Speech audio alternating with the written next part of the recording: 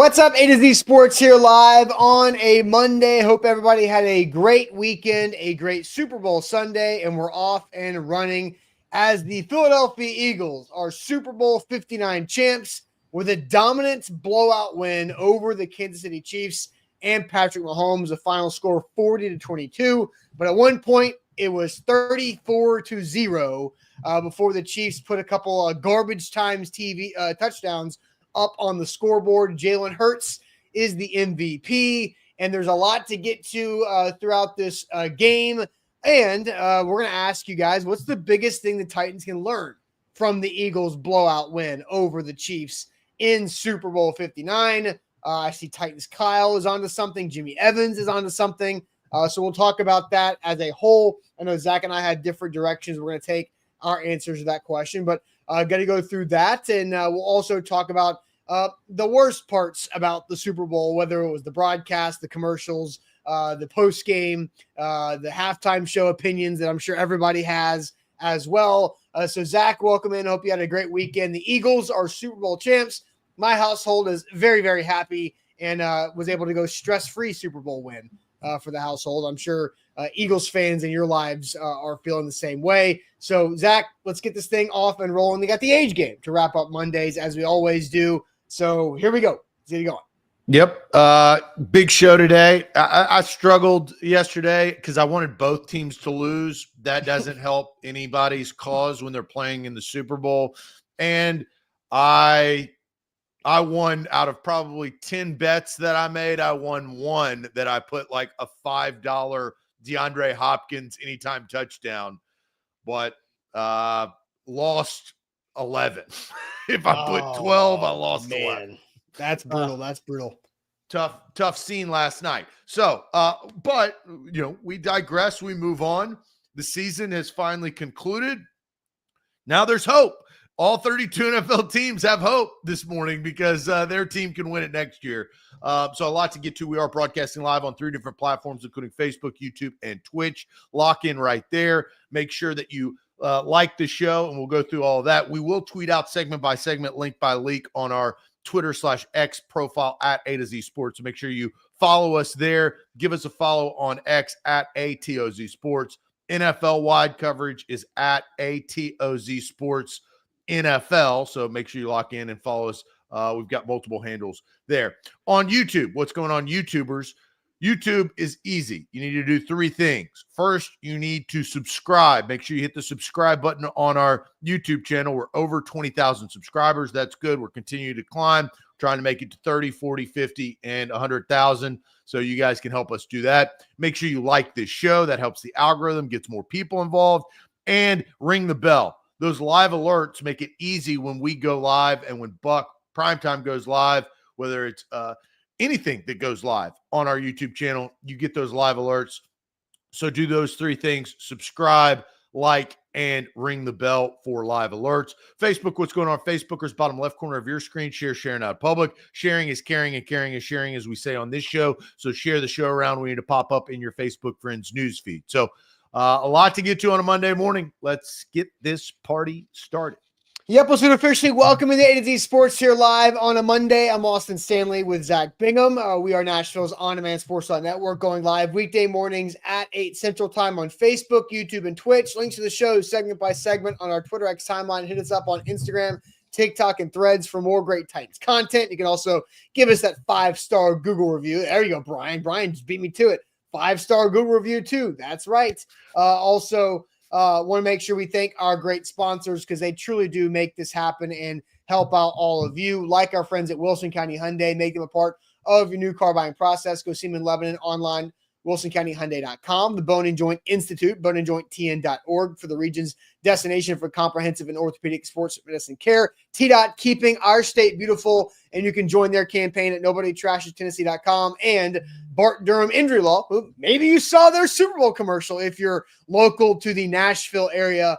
A crash can change your life forever, but check them out online when you need them at BartDurham.com. So, Zach, the Eagles run away with that Super Bowl over the Chiefs, 40-22, the final trash touchdowns. You brought up all of your lost bets. I also had DeAndre Hopkins anytime touchdown, so that hit. That was the one thing that hit for me late in the game to push me over the profitable line. I was 4 out of 7 for my bets, so I won a lot of those bets, and I felt pretty good because 34-0 is what the score got up to before the Chiefs struck and finally found a spot up on the scoreboard.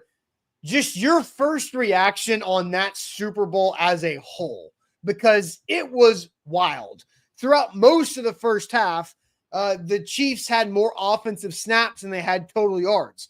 At halftime, the Eagles had more points than the Chiefs offense had total yards, 24-23. Patrick Mahomes sacked 6 times and constantly under duress. Cooper DeJean picked 6. All of these things happen, and Jalen Hurts is the Super Bowl MVP. So what's your overall takeaway from Super Bowl 59? You know what it reminded me of? My favorite Super Bowl of all Super Bowls, of any Super Bowl that has ever been played, in my opinion.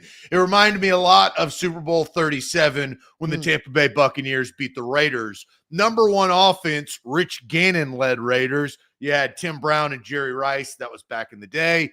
But they beat them with defense, right? And it went very similar. That Super Bowl ended up being 48-21 blowout. This one was 40-22 blowout. But you had a prolific offense like the Chiefs with a really good quarterback. Rich Gannon was MVP, right? So, like, you have Patrick Mahomes and Travis Kelce and all the weapons that we're used to seeing, and they got locked down. Number one defense, the Eagles. We knew that, right? But I think we were all surprised and honestly disappointed. I mean, you want good games in the Super Bowl, especially because, 30 fan bases really don't care. I mean, truly, right? You talk about, like, they care about their team. So you have a lot of fan bases, and I think we'll talk about that later on in general of what the Super Bowl represents. The Super Bowl is for the masses, right? The individuals and the fan bases that play in the Super Bowl, they obviously are involved. They've got, rooting interests. But everybody else, we just want a damn good game. And we got a bad game. And that was because the Eagles played dominant football. And as you said, it's like the Chiefs couldn't get off the couch. Travis Kelce couldn't get the hair out of his face on the sidelines. So disappointing overall as a fan of football, but respect in the way that the Eagles went about their business and won a second championship in their history franchise.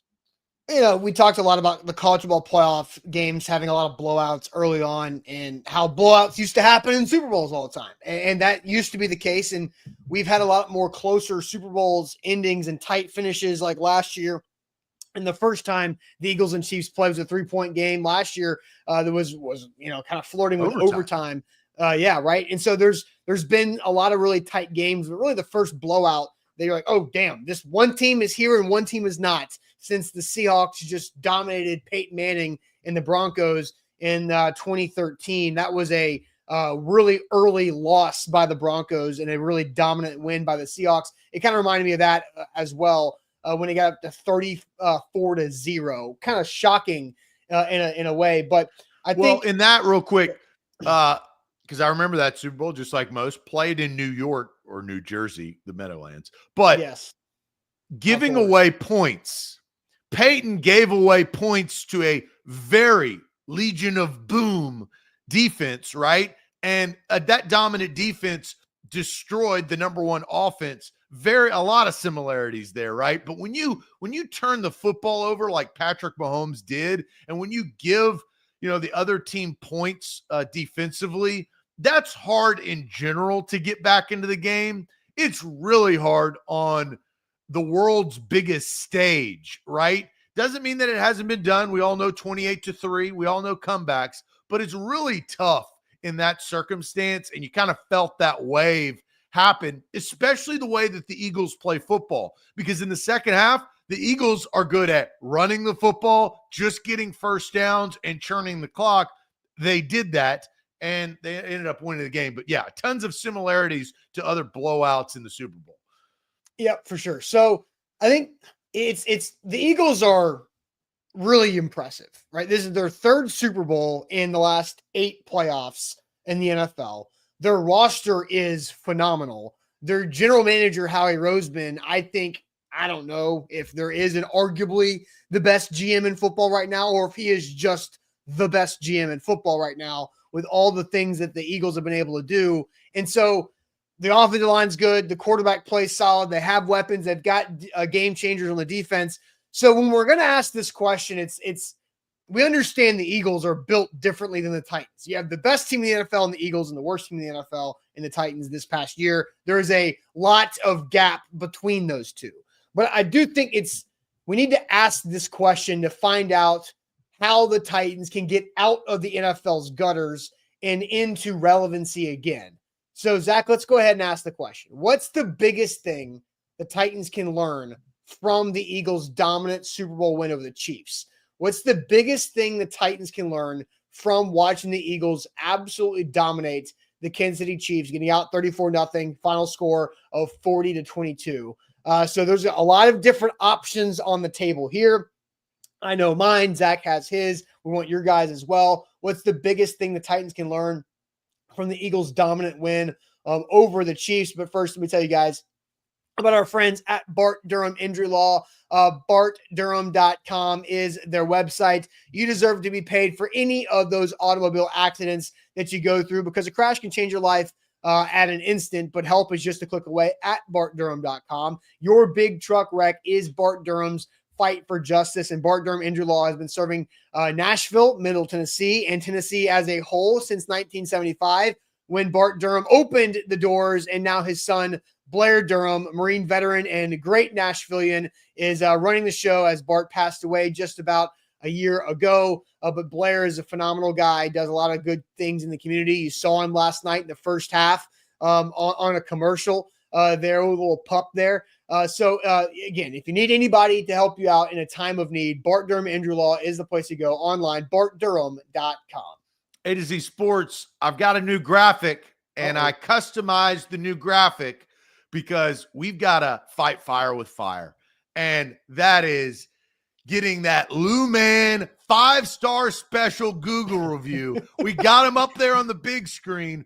We're at a 4.9 because Lou Man ruined that. We got a ton of different Google reviews coming in on the company's Google page, which is awesome. But Lou's not going to win this battle. I guarantee it. I told you the first time I saw it that this is never going to stop.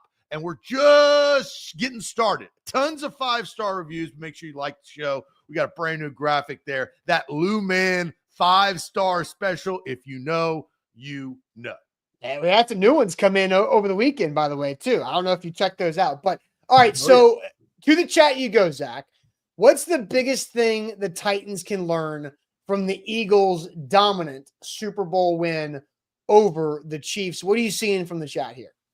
So we actually got some really good, not surprising, but we got some really good comments of pretty well thought out, understanding how the Eagles were built and understand that the Titans are far from starting from scratch. I mean, they're starting from scratch. Yeah. It's scratch-made biscuits. That's what they always say. It's a big sign when you go to a breakfast place. We've got scratch-made biscuits. And you're like, oh, hell yeah. This is going to be pretty good. Look, I will say I have some bananas sitting on the counter that are just a couple days away from being some pretty damn good banana bread. So I am also starting from scratch. Scratch-made banana bread, right? That makes you, whoa, okay.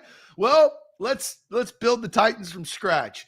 I think a big comment that I've seen already, it starts with Lane. He's our first comment. It says, team building starts in the trenches, both sides.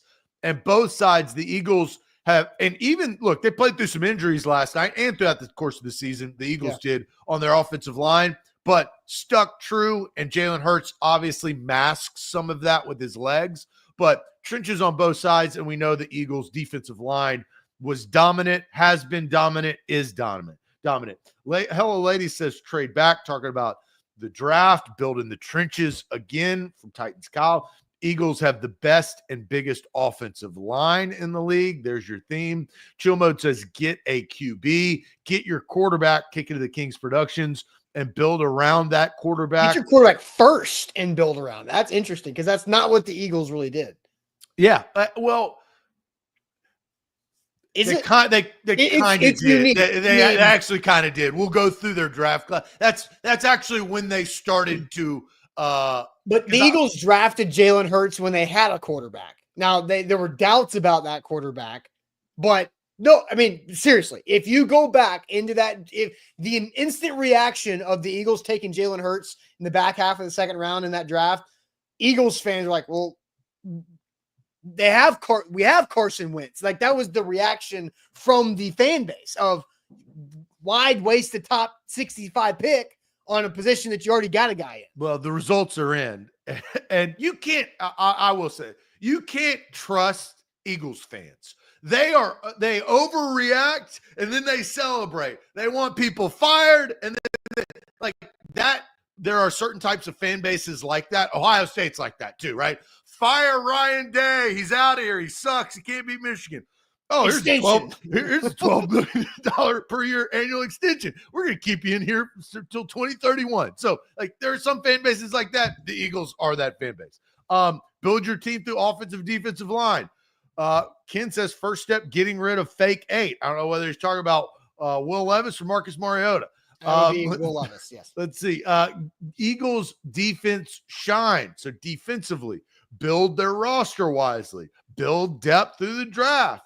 Get big on both sides. Build and hit through the draft. Don't do shady business. Trenches. Get a quarterback. I mean, there are literally 2 themes throughout all of this. Draft sensibly. Draft well. Re-sign your players. How to draft well consistently. This is glorious. You know what? I'm giving loves to every chat member. Everyone gets the love of the show in the chat. The results are in, and you are correct. Draft well. 40 opportunities the Eagles have had since 2020. That draft was that draft that Austin just referenced when they drafted Jalen Hurts in the second round. And since then, they accrued players. Some players are good. Some players are not as good. I mean, Howie Roseman's first draft, he drafted Andre Dillard. We don't start shaking, but that was his first pick in the first round. But he followed that draft up. That was his rookie draft. Howie Roseman's the general manager. He followed that up with solid picks. And Jalen Hurts obviously being that core pick in the second round of 2020. But we all know the Georgia player infatuation. That's worked out pretty well. Devontae Smith, 10th overall pick in 2021. You've had Cooper DeJean, who impacted last night's game, you could say, pretty heavily. In Quinyon Mitchell and Cooper DeJean, both were finalists for Defensive Rookie of the Year. Right, but they drafted well. Yeah. So it's not – the 40 is a big number because that's impactful. That talks about the number of swings that franchise gets. You could go 0 for 40. The Eagles obviously didn't go 0 for 40. Howie Roseman had a high percentage, not Michael Jordan in the finals percentage, but a high percentage out of those 40 players that were drafted from 2020 to 2024. It's pretty damn impressive. So the chat, you got it correct. That is like, there are some nuances to this. There's a lot of different answers to this question. What can the Titans learn from a Super Bowl champion? Well, damn, they can learn a lot. You got A.J. Brown, you got a bunch of different things. But 40 players, I think that was the core emphasis of what Howie Roseman came in and changed about the Eagles' philosophy. And then he added on top of that with trades and moves, and he made the roster better consistently throughout that time period to do what you said, and that is win a Super Bowl, then win another Super Bowl, then went to another Super Bowl. Like, the Eagles franchise has been a stable franchise, unlike the Titans for a period of time, but it started with the draft class since Well, 2020. and that wasn't Howie Roseman's first draft. Howie Roseman, because of the Chip Kelly situation, Howie Roseman was the general manager. As general manager, though. Hold on, Zach. Howie Roseman was the general manager from 2010 to 2014. Then when they hired Chip Kelly to be the head coach, Chip Kelly got the GM title as the head coach, and that didn't go very well. But then after Chip Kelly exited, Howie Roseman returned as the general manager. So yeah, the guy's been an intern. Like he's been a franchise. But Zach, I'm telling you, like he had 5 years of being the general manager from 2010 to 2014. So the 2019 draft was not his first draft as GM. He was a part of building this roster for the long haul before. But it was a different philosophy that he had from his second stint at general manager. It's clear in the number of picks and the moves that he made is he changed his philosophy, whether he learned from not being the title GM because of Chip Kelly, but this was a polarizing shift in philosophy for the Eagles, and it's clear that it has worked. Yes, it has worked. And there are, not to get too deep in this, and this is not my answer, but like I think they have done a good job of drafting ahead of time before they have a desperate need, right? Because I just mentioned Jalen Hurts was drafted as Carson Wentz was the starting quarterback and had the label of franchise quarterback, but they drafted Jalen Hurts in the second round. That ended up being a very prophetic move that you were able to kind of see the future to make sure that you were ready for that next era. They also knew that Jason Kelce was going to retire at some point in the near future. So what they did was they drafted his replacement 2 years ahead of time in Cam Jurgens in the second round, who fit that same type of undersized center, mobile center need that Jason Kelce had for a decade plus. And they were able to really change out Jason Kelce, Hall of Fame center, for Cam Jurgens, and nothing really shifted as far as the style of offense they wanted to play. But they did those couple of things 2 years ahead of time so that Cam Jurgens was ready to be the starting center and the guy to lead this O-line when they needed him to, and they went to the Super Bowl and won. And that move hit, right? The Titans attempted to do that with Taylor Lewan, and that move didn't hit. No. Well, you mean, it did hit with Lewan. It did not hit with replacing. Lewan replacing is Kelce in this example. Yeah, okay. I understand. Not quite Hall of Famer for Lewan, but I said in this example, as Isaiah Wilson was the miss, and they chased it with Dylan Radins, and that also missed too. So, and Troy says, what's a 3 to 4 year plan? Yes, that is the Eagles drafting for 200. So, all right. So I think for me, my answer is surrounding Jalen Hurts. And somebody in the chat I started, MB, had a good comment that I think fits how I feel about Jalen Hurts and fits what I'm learning and what I have learned about what the Titans really need to look for when it comes to their next starting quarterback and the opportunity that they have at number 1 overall, but their next quarterback. And I'll get to that here in a second. But first, the Bone and Joint Institute is where all of you should turn if you have an injury and you're a Middle Tennessee resident. The Bone and Joint Institute is the region's destination for comprehensive orthopedic and sports medicine care. If you get hurt in life, maybe it's playing rec sports and in real sports, or maybe, hopefully not, your son or daughter gets hurt playing youth sports, which happens just like it does in football and in life. You have to turn to the experts who have great resources, great skills, great experience, and the support staff of the Bone and Joint Institute is second to none, and they can help you out just like they have for me the last few years with some minor injuries that have held me back in some areas, but I've been able to get those things addressed at the Bone and Joint Institute. They're right there in Franklin off of I-65 and Highway 96, next door to Williamson Medical Center. Online, book an appointment when you need, boneandjointtn.org. A to Z Sports. Make sure you like the show and subscribe to our YouTube channel. We're over 20,000 subscribers, which is great. We're climbing that ladder. We're getting bigger with more reach, and also help the business out. Fight fire with fire and enjoy our Lou Man 5-star special, which means you go to our Google review, and I'm going to have a link in the future. I have a link, but it's probably about as long as, the URL is probably about that tall. So I'm going to save that. I may turn that into a tiny URL so it's easier, but we need a 5-star special. Rate our channel on Google. It's that easy. We're 4.9 because Lou messed this whole thing up. You can help us out by giving us a 5-star review. If you believe we're 5 stars, which I believe we're 5 stars, you should too. Appreciate that. Like and subscribe. All right, so Jalen Hurts is the Super Bowl MVP. And I'm not here to debate, Zach, that Jalen Hurts is an elite quarterback. I don't think he's a top 5 quarterback in the NFL. Is he top 10? That's a different day, different conversation, all that. But Jalen Hurts is a very good quarterback.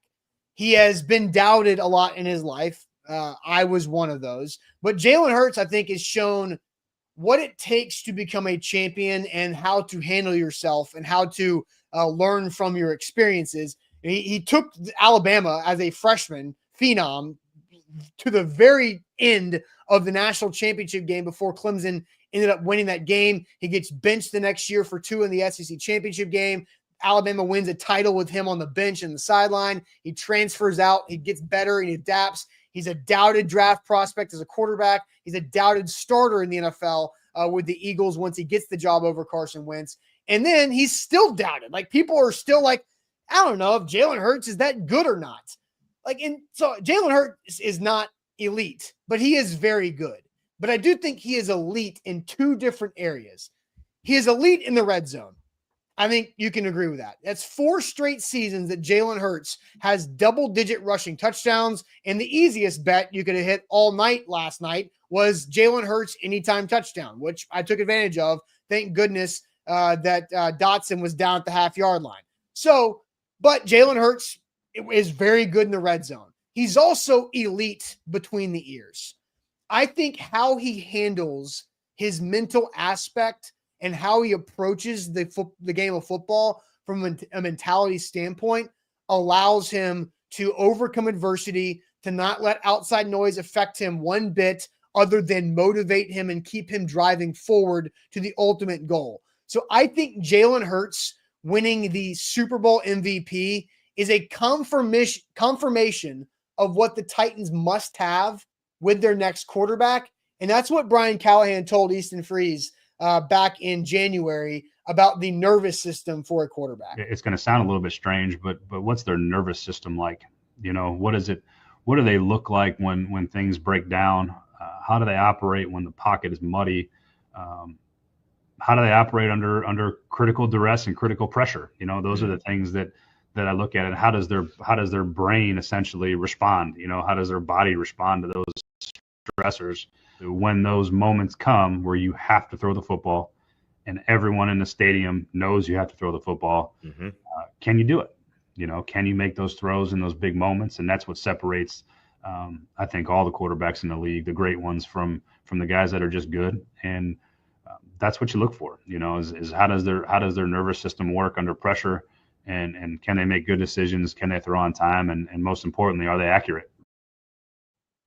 Brian Callahan on the nervous system. And MB had this comment earlier that fit with what I was going to say. Quit believing that it's all about having an elite quarterback, because I think the Eagles don't have an elite quarterback, but they have an elite winner who knows how to show elite up roster, in the big, right? Yeah, if you don't have that, you got to have the other. 100%. Like the Eagles have the best roster in the NFL, but they have the quarterback. And I think you saw this when Aaron Andrews was standing next to Jalen Hurts immediately after the game on the field, and Brandon Graham came up to Jalen Hurts behind him and says, tell him to get off your back. Tell him what you're about. Because Jalen Hurts is the center of the entire football team. And his ability to stay calm allows his other teammates that might be elite in their aspect of what they do. Like Josh Sweat is an elite edge rusher on passing downs. We know what A.J. Brown is. Dallas Goedert is an elite tight end, I think, in full faceted. And Saquon Barkley is the best running back in the game right now, in elite at what he does. And there's others to go along with that. But Jalen Hurts allows his ability to stay centered allows them to do what they do best. And he is what is driving the team. I truly believe this. The Eagles team is led by Jalen Hurts, and he's not elite, but he's a great leader. He's an elite headspace guy. And I think that's what you have to have with the Titans. You're not looking for Mr. Elite traits because that doesn't get you very far. You have to have passable traits, but you got to have the elite mindset. And that's what I'm learning from watching Jalen Hurts win Super Bowl MVP. Well, I think Chris Jump said this, and I think now it's even solidified because he's won the biggest game, but Hurts is a winner.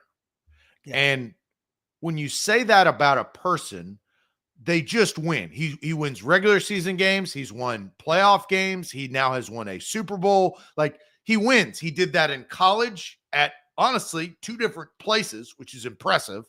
Yeah. And you want to draft that. It goes back to what we talked about a handful of weeks ago of, Will Levis is not a winner. He never has been. Let's just face it. Correct. That is not his story, right? That's not the plot of Will Levis's career thus far. You don't think that. Joe Burrow is a winner. He's been to a Super Bowl. He's won a national championship. Can he win a Super Bowl? We'll find that out. But Jalen Hurts, I think that's a great comment by Chris Jump, is he embodies that, and he is the leader, right? I think that the number one thing that you mentioned a couple of qualities that Jalen Hurts brings to the table. Mm-hmm. I think the nervous system, the mental nervous system, the quick decisions, right? That you look at the landscape of the AFC and NFC championship game, and I think Josh Allen is trying to become like the really great by winning a Super Bowl, getting to a Super Bowl, but he has those attributes. Patrick Mahomes speaks for itself. Jaden Daniels has those of what we're talking about, and we saw that all year with the Commanders in his rookie season. I think what Jalen Hurts does the best for his team is it's not, his stellar accuracy or downfield throwing or complete pocket presence of making the right throw. It's his ability, and he did this in college a lot at Alabama, his ability on 3rd and 6 to get a first down. And it may be with his arm, but it's usually with his legs.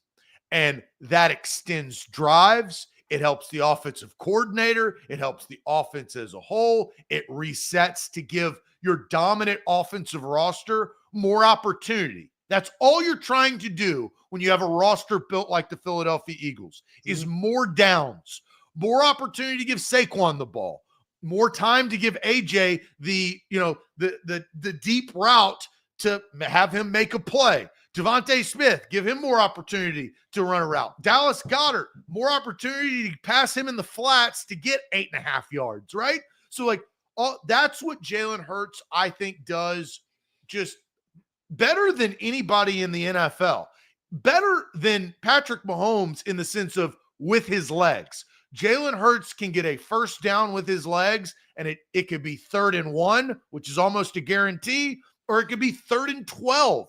That, I think, helped this football team and has helped this football team for years, and that equates to being a winner. And now he's won the biggest game that he's won, and I think he deserved it. Like, that was earned. That wasn't given. I think the public were trying to take that away from him for years and years and years. Oh, you're never going to be as good as Mahomes or Jackson or Allen or Burrow, all that.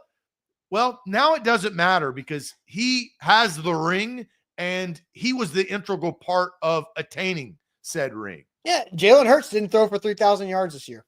No, he only played 15 games. He had the concussion, so so there's time missed for that. But he wasn't a 3,000 yard. Wasn't a 3,000 yard passer. We're not talking about 4,000 yard passer. He wasn't a 3,000 yard passer because they had a guy run for 2,000.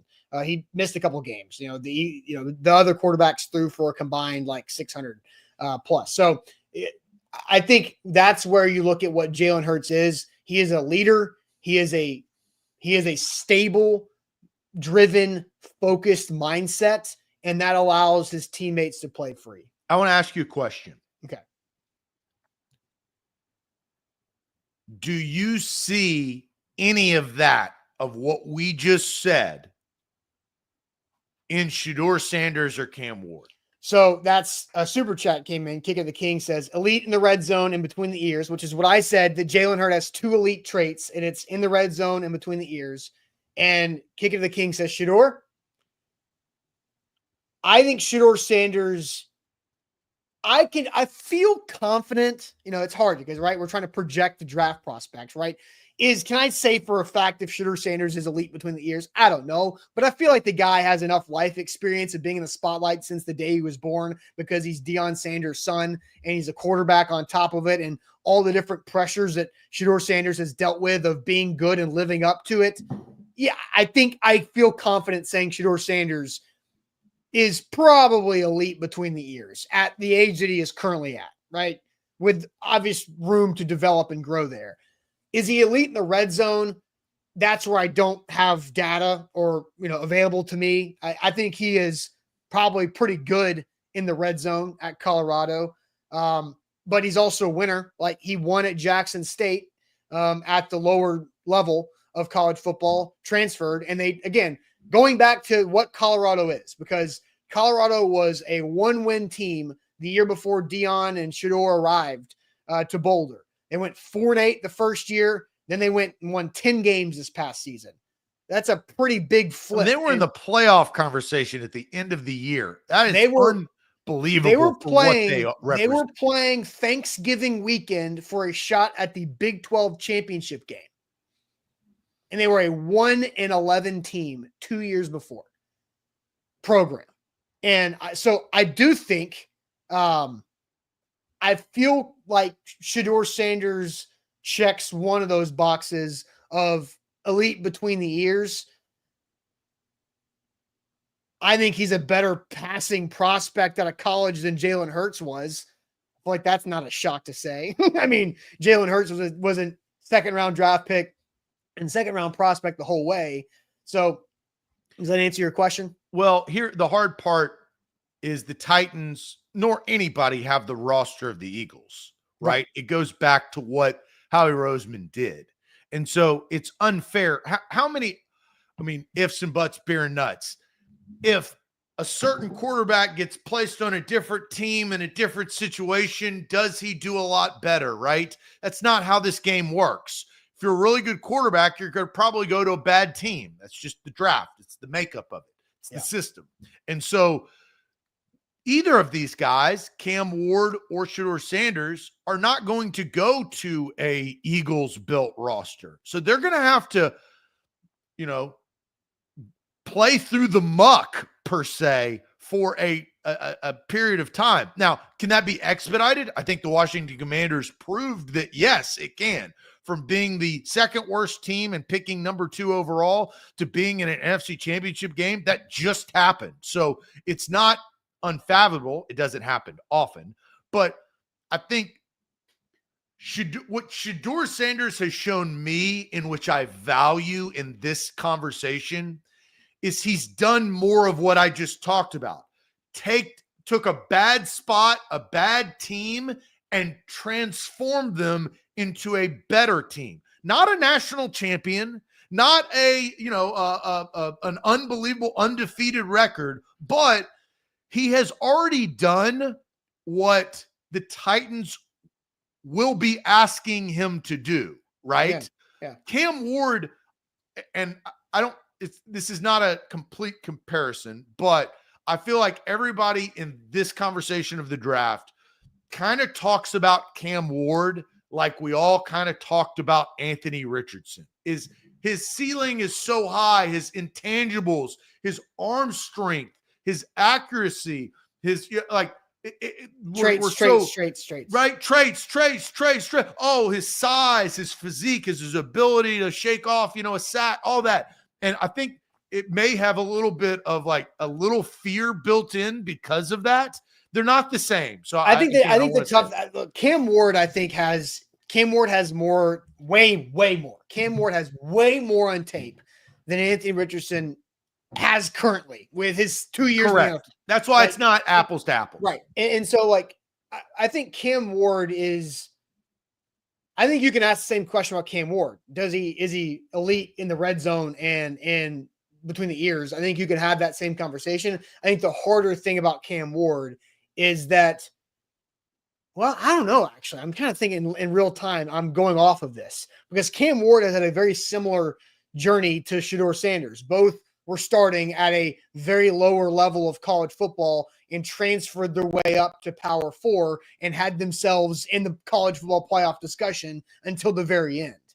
So that's the definition of the cream will rise to the top. Yes. Right? Now, yeah, for sure. And so Cam Ward started Incarnate Word and that was like super NAIA low, where, Shedeur could have gone to the FBS at a high school if his dad wasn't the coach at Jackson State, but went to Jackson State for that reason, same as Travis Hunter. And so they were better prospects than the school they first went to. So I think you can say the same thing about Cam Ward. I think the hard thing about Cam Ward is that he has basically jumped more frequently than Shedeur has because he was at Washington State, then he was to Miami. So 1 year and 1 year, it's tougher to see the trajectory because of the quick change. A little bit of my concern, and it's less because the game has changed. Like football has changed from transferring the philosophies of college football to the NFL. Cam Ward, his journey in Washington State and Miami is a very 5-wide offense. There's a lot of shotgun quarterbacks. So Jaden Daniels did this similarly in LSU. So that's why I'm saying, but I feel like when you get to the NFL, the depth of knowledge and ability, you have to be multiple in a lot of facets. And I think ultimately what the Titans have to decide, which one of these players, if they're going to draft a quarterback, can be multiple. Not just look to the sidelines and see, a picture of spaghetti, Dick Vitale, and LeBron James, and then call a play. As we talk about nervous system, but intelligence. I mean, that's what the NFL has become. Tom Brady talks about it. Peyton Manning talks about it. I mean, the greats, right? And is Cam Ward sheltered from that because of the offenses he's played in? I don't think so. I don't, because I think going from Incarnate Word to Washington State to Miami and being a Heisman finalist from Incarnate Word to Miami, I think the guy has been able to deal with a lot and has been able to overcome a lot. And so I think that honestly, Shedeur Sanders' situation is super unique, not just because of the world of the transfer that we know in college now, but because they basically picked up Jackson State and moved it to Colorado in bulk because of Dion and all the transfers that followed Dion from Jackson State to Colorado. That's very rare. Cam Ward was the kid whose dad's changed jobs 4 times during middle school and high school and had to go fit in a new school in a new state 3 different times. I think both Cam Ward and Shedeur Sanders have what it takes from a mentality standpoint to play football. I think the difference is their style of quarterback play within a system. That's the tiebreaker between the two for whoever's drafting them. And what system are they trying to run? They being the NFL team. Yes. The Titans, the Giants, the Jets, maybe now that Aaron Rodgers isn't going to be there, or whoever else, the Raiders. So I think that's, look, but again, Jalen Hurts proven that you don't have to have an elite quarterback to win the Super Bowl. You got to have a very good quarterback to win the Super Bowl, but you got to have what it takes. If you don't have an elite quarterback, you have to have an elite roster. I mean, that the Eagles did that with Nick Foles. The Bucks did that. The Ravens did that with Trent Dilfer. We've known this. We just saw it. But if you're not an elite, you can win a Super Bowl with an elite quarterback. That is the easiest way.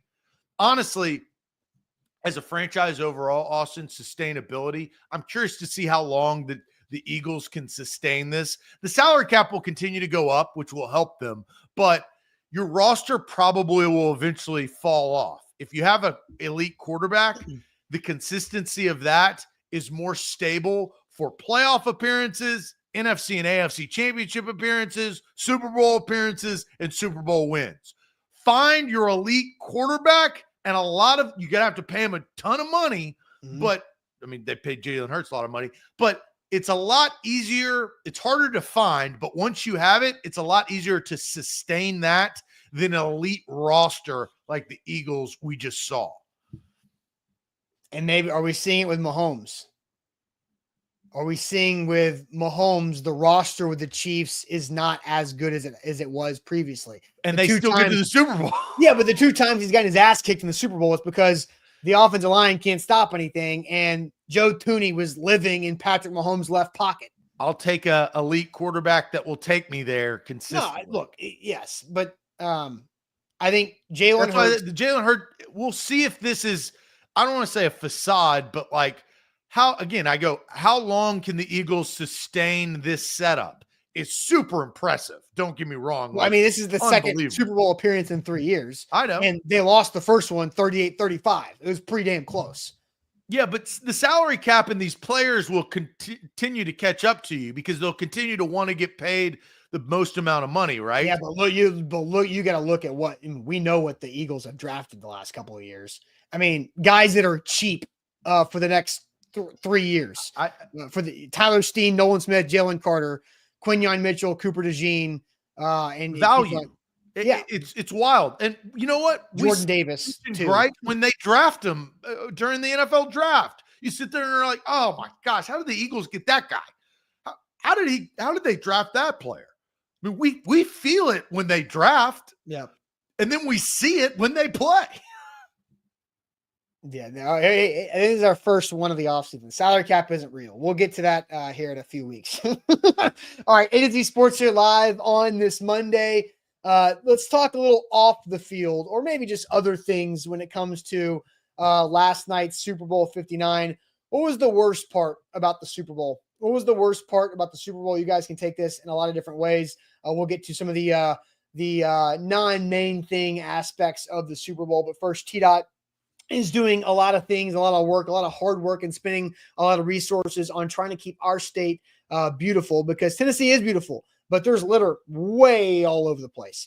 There's over 80 million pieces of litter on our roadways, our highways, and interstates, and TDOT spends $20 million plus every year to try to clean up that litter, but they need your help because we have to all change our habits. Sometimes we accidentally litter, but that's still the same result. There's still trash on our roadways and trash on our interstates. So change your habits, learn more about how to get involved in your community with litter cleanups that are organized by TDOT.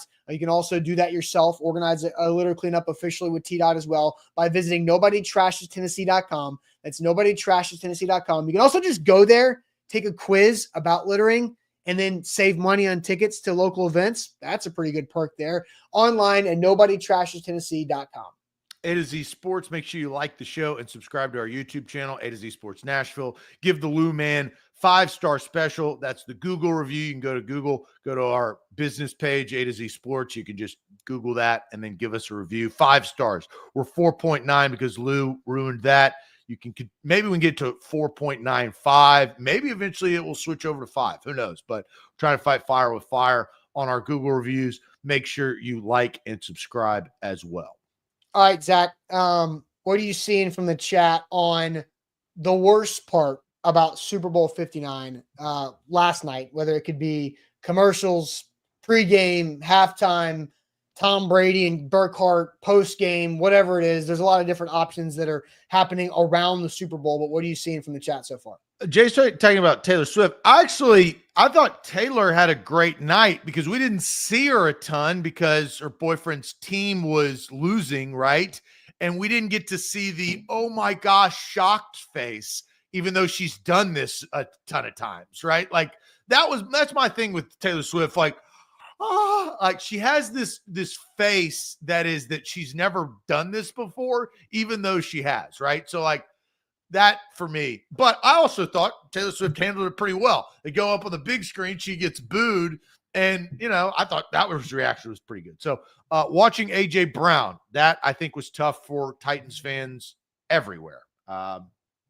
Tough scene there. Halftime show. We'll talk about that. Halftime show. The commercials were mid. I thought there was a couple of good commercials. I thought that the Matthew McConaughey commercial was good. Yeah. I thought, and they had a couple of sentimental commercials that we always know, but there was not one that blew my mind in that sense. But halftime like show. if you asked me to like name 5 commercials from last night, like right now, like there's too much information in my head to like, to I could come up with like a couple. I could go 3 maybe. Yeah. Halftime show. The overall game, which I think Clayton has a point there. Let's see here. Swift confused why she was being booed. Well, you have Eagles fans, right? They're going to boo Taylor Swift, right? Like in the stadium. Yeah, because she ditched them. Yeah. Let's see here. Commercials weren't good either. Chiefs fans are crying from Big Ten Jeff. Seeing D-Hop not get his ring. So Corey pro D-Hop there.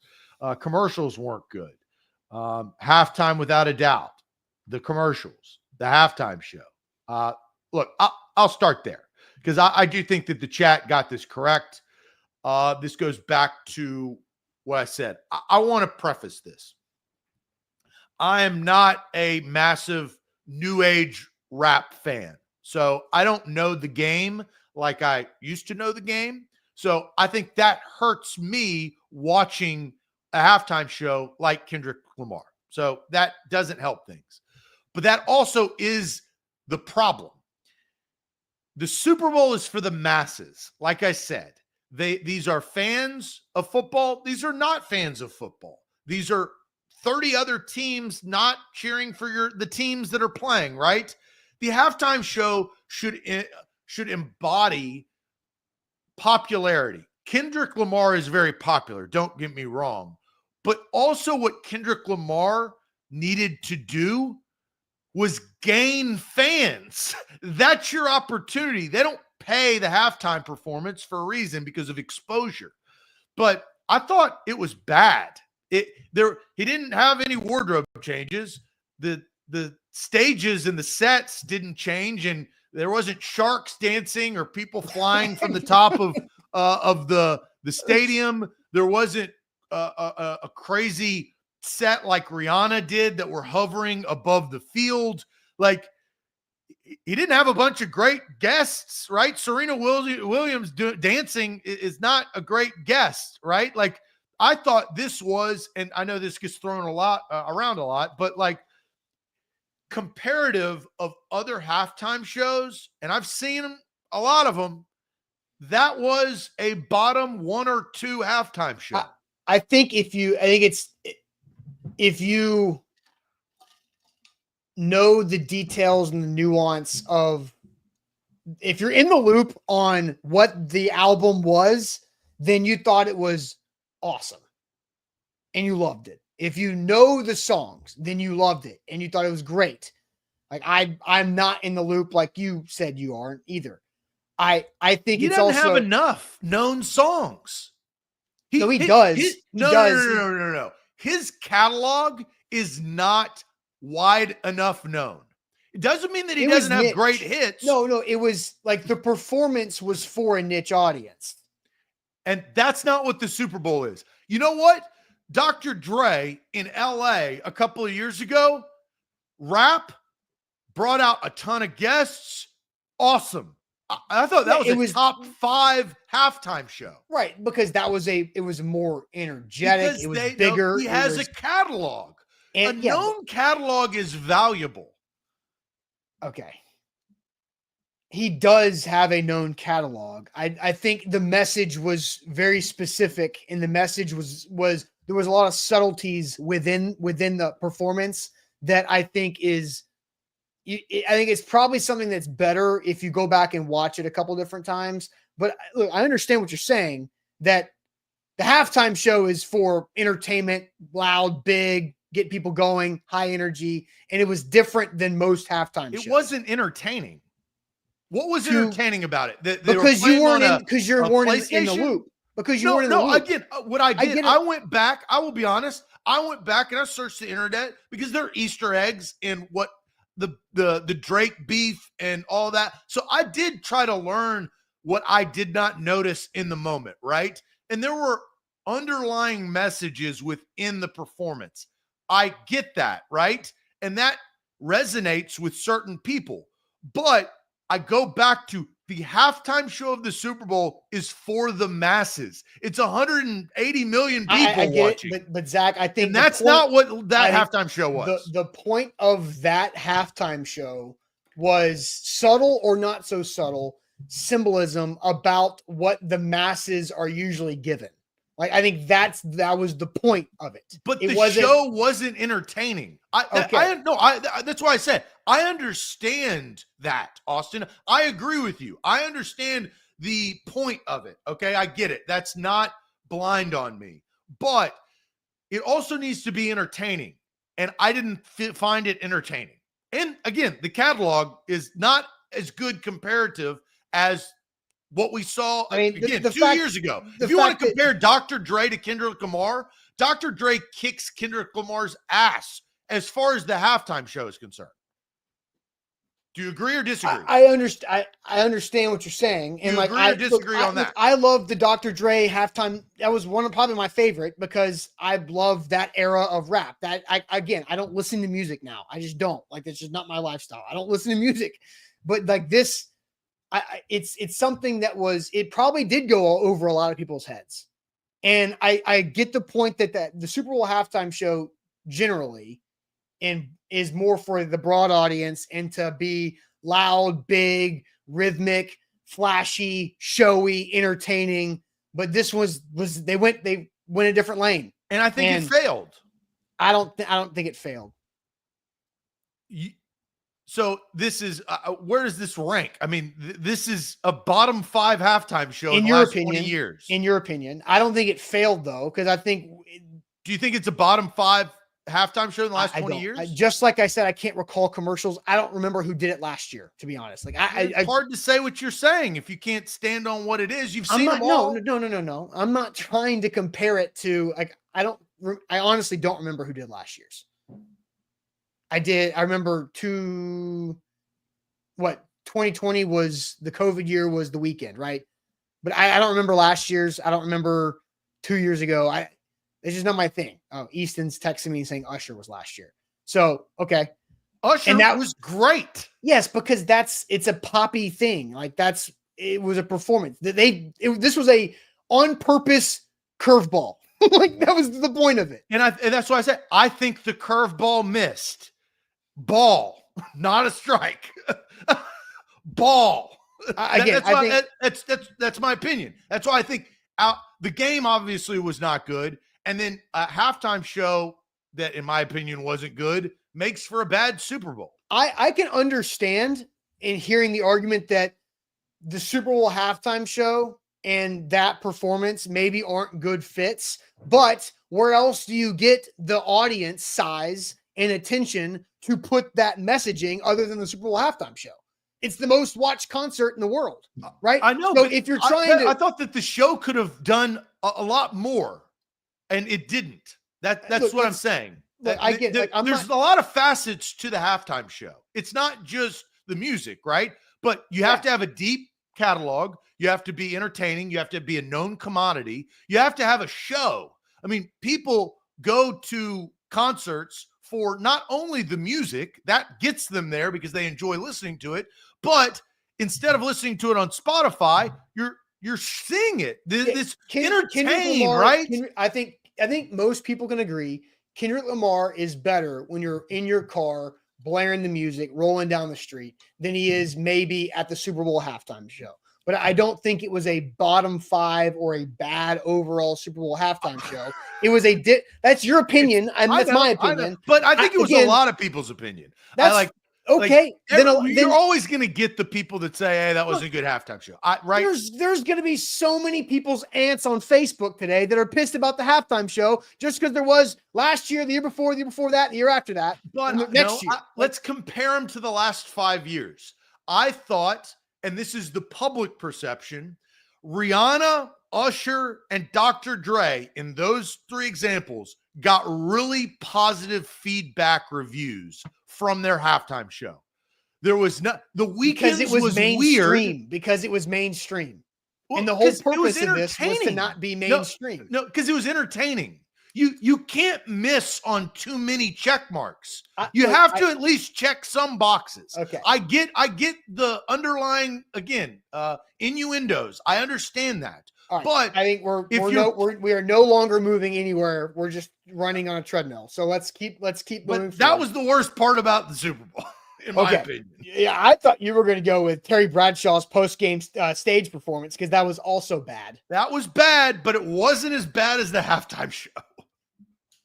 Thoughts on Tom Brady? Because I don't think Tom Brady's as bad as a lot of people think Tom Brady is. I think he didn't look. I think in the second half of that game, it's tough for anybody to call that because it's the Super Bowl and it was 34-0. and there's not a lot of things that you're just prepared for to talk about a Super Bowl 34-0 score in the third quarter. And I think some of the tangents went on too long, talking about his experiences went on too long, but that was, I think, more because of the game situation.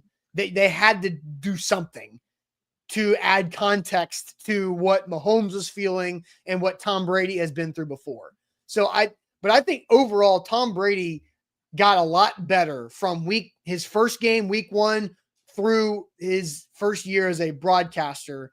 And I think he's got a high ceiling. He just something you need a lot of reps at. I've already formed my opinion on Tom Brady. His voice is not a broadcaster voice. He gets his credit because he's the greatest quarterback of all time, right? You start with that. You believe what he says because he's seen it, done it at the highest level, at the best level, and had the most amount of success.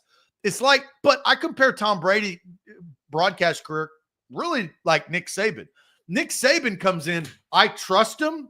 I understand what he's saying. I believe him. He has all of those things, but he's better at saying his point than Tom Brady is.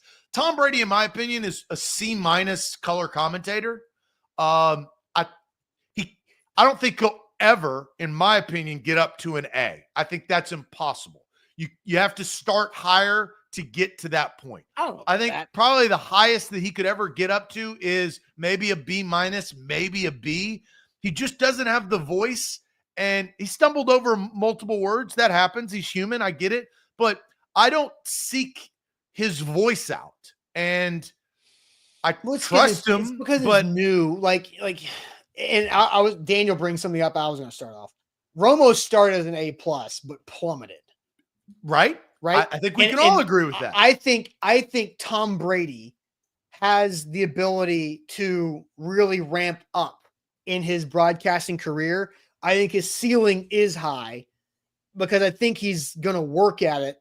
And if this is what he's going to continue to do, and the whole part ownership of the Raiders doesn't interfere with stuff, I think Tom Brady will continue to get better and better and better. I think currently Greg Olsen is better than Tom Brady. There's no doubt about that. I think that dynamic also influences our rating towards Tom Brady because Tom Brady was given something, 10-year, $300 million contract, and whatever the terms were, right?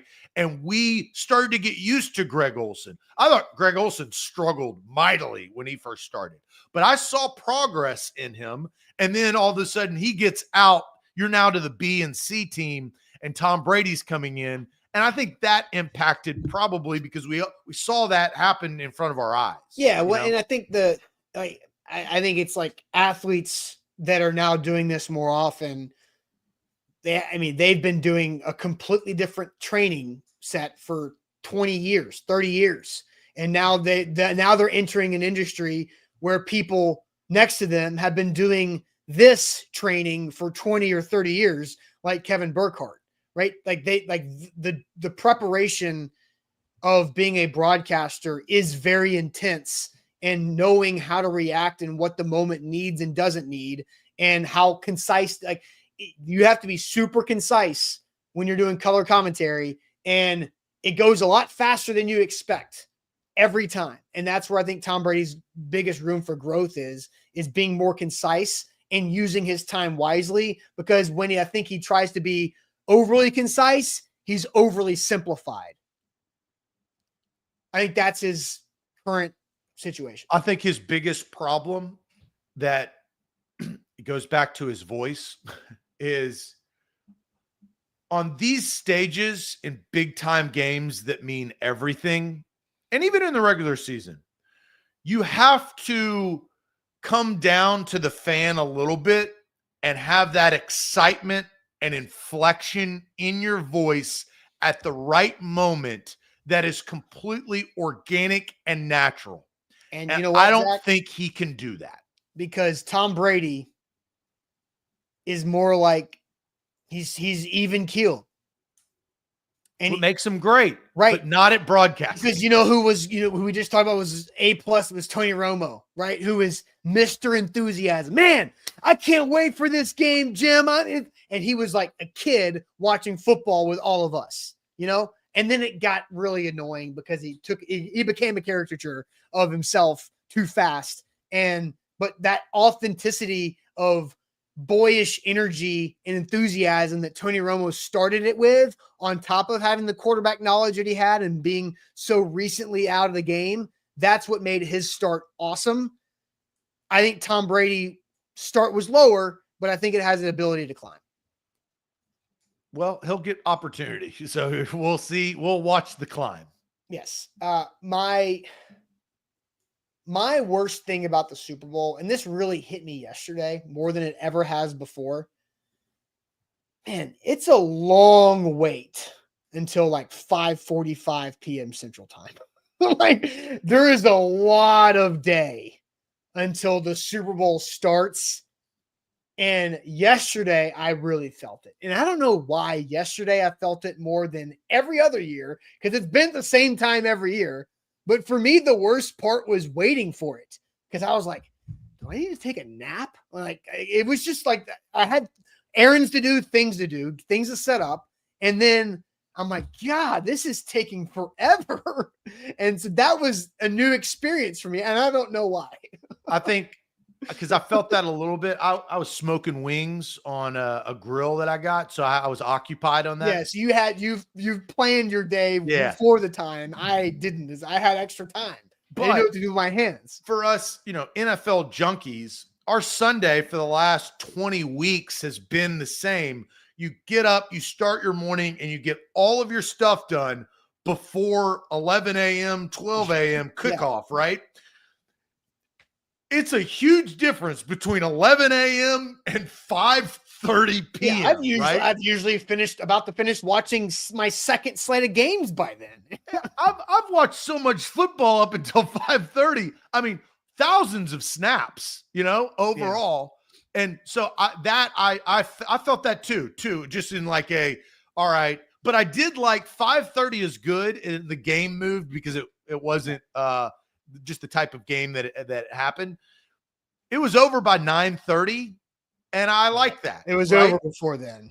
Right. So people, Super Bowl parties, people were leaving at probably third quarter, right? Into third quarter. That's when people headed home and got a good night's rest. Yep, for sure. All right, Zach, let's flip it over to the age game, where it is your turn to ask me how old somebody is, and for me to probably inevitably be incorrect. Age game time here on this Monday to wrap it up. But first, shout out to Wilson County Hyundai. That's where you should turn for your next car. If you're looking for a new vehicle, Wilson County Hyundai can help you out. Payne Bone does a great job with his team in Lebanon, so save some money on that ride. WilsonCountyHyundai.com. I have the chat hidden, Zach, so the floor is now yours. All right. So I knew I was going to come prepared to this because I knew, look, my take on the halftime show is what it is. I stand by what I said and I believe in it. But I knew I was going to get pushback from the chat saying, oh, this guy doesn't know anything about anything. He doesn't understand. And I get that. And it's kind of why I said what I said before I started my statement. But it doesn't mean that I wasn't deep into the old school 90s rap game, guys. All right. And I'm talking about the old school players. I'm talking about the Hot Boys. I'm talking about, Lil Wayne. I'm talking about Ludacris, Nelly, the Saint Lunatics. I mean, old school. Okay. That hits home. And one guy that you're going to have to guess his name is His age. His name. Well, yeah, he's got a great name. Great name, but you are going to have to guess his name. His age. How old is Trick Daddy? Oh, how old is Trick Daddy? Huh? Yeah, so you chat. Where are you at now? You know, where are you at now? How old's Trick Daddy? Who was a badass back in the day. I did Google search him. Don't Google search him. Don't do it. That's not a part of the game, and you're going to lose if you do. Oh, man. But he looks tough.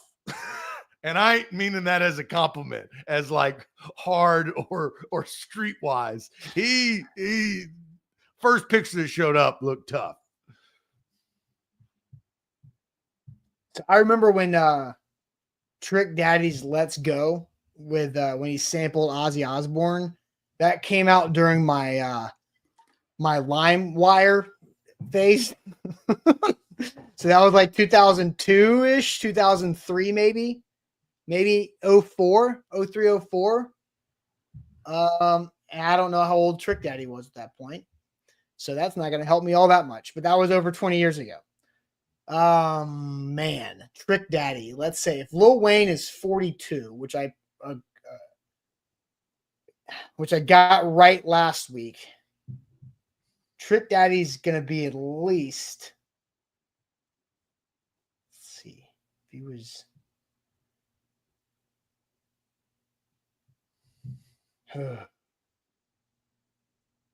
I'm going to say Trick Daddy is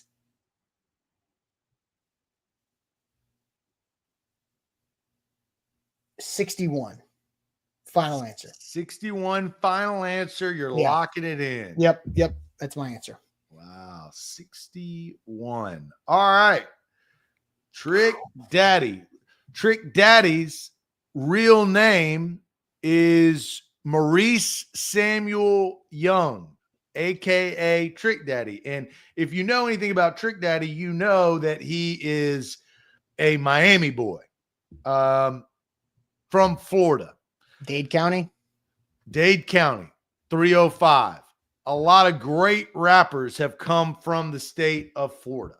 And also Pitbull, which dominates the charts. Yeah, you just prefer if Pitbull did every halftime show. That would be. I thought it was a travesty, and I stand by this, that Pitbull didn't do the one in Miami. Instead, they got J-Lo, who's about no. Anyway, that was a bad halftime show. J-Lo's was not great. She's better to look at. How old is Trick Daddy? I'm ready to learn how old Trick Daddy is. Trick Daddy. All right, let's go. Is he Trick Granddaddy at this point yet? I'll tell you, you're too old.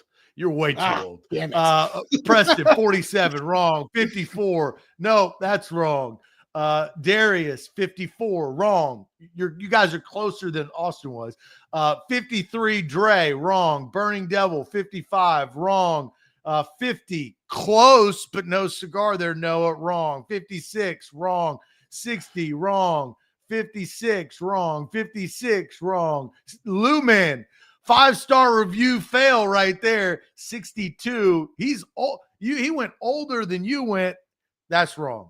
10 years difference, cost 66, 51 years old, Trick Daddy, a.k.a. Maurice Samuel Young. He was a lot younger than I thought he was going to, obviously, than I thought he was going to be. I was thinking he was in his like mid-30s when he came out with a lot with like there. I thought he was like mid-30s, early 2000s. So that's tough. So cost 66, who watches the show because I recognize the name, first time age game champion. So let's put costs up on the board as we roll along. Cost 66, bottom right corner. Austin, you're a 2-time champion. We've Right. got Titans Kyle, Orlando Jones, Anthony Malley, 4-time champions, and Brock Kraft, a 5-time champion. So, Zach, he's 50. He's 50. You're wrong. He's 50.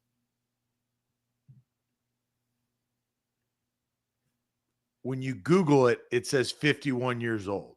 When you go to his Wikipedia, it's September 27th, 1974, which means he is 50.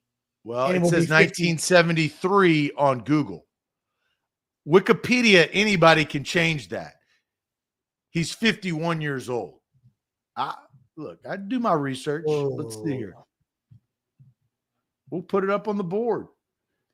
I'll show you. Look, I mean, I see what you're seeing too.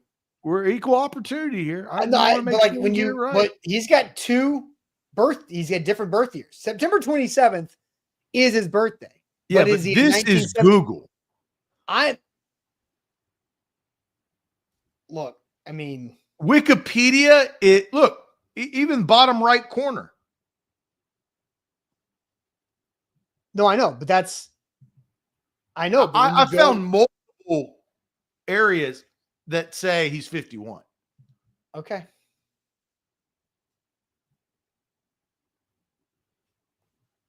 I don't know. I think there's a conspiracy.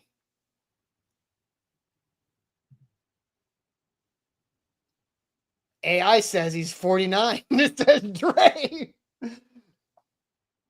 Anthony Cook says Zach. Yeah, I mean, Eric says give us another person. Look, we're seeing it's a mystery. Do we remove cost 66 from the board? IMDb says 1973. Siri told me 51, says Eric. I think the majority is 51. For the sake of time, I'm fine to move on. I mean, I was way off anyway. I'm just confused at why there's such conspiracy and confusion around Trick Daddy's birth year.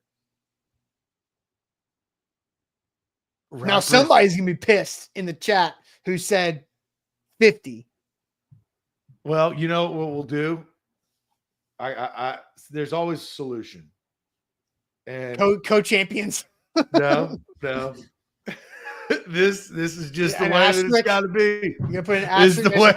It's got to be. This is the only way. This is how the Baseball Hall of Fame should work. This is how it has to be. And cost 66. I apologize. You're going down in history, but